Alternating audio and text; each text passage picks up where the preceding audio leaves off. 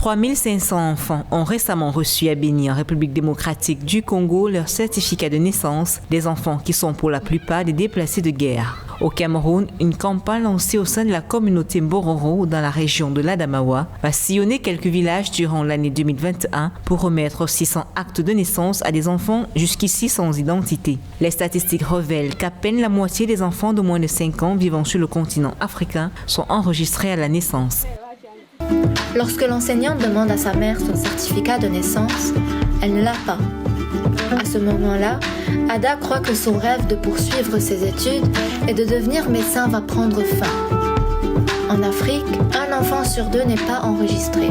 Ces images qui reflètent la réalité dans de nombreuses communautés africaines soutiennent la campagne « Mon nom est personne » pour chaque enfant une identité légale, pour chaque enfant l'accès à la justice, campagne lancée en juin 2020 par le Fonds des Nations Unies pour l'enfance et l'Union africaine. Une initiative visant à promouvoir le droit de chaque enfant en Afrique à une identité légale, un accès sûr au système de services sociaux, notamment la santé, l'éducation et la justice. Nous plaidons pour que les gouvernements révisent leurs lois et politiques et travaillent avec les communautés pour faire évoluer les attitudes et les comportements démontrant la valeur et les avantages de l'enregistrement des naissances, créer une demande en ce sens et rendre l'enregistrement des naissances gratuit et accessible pour tous.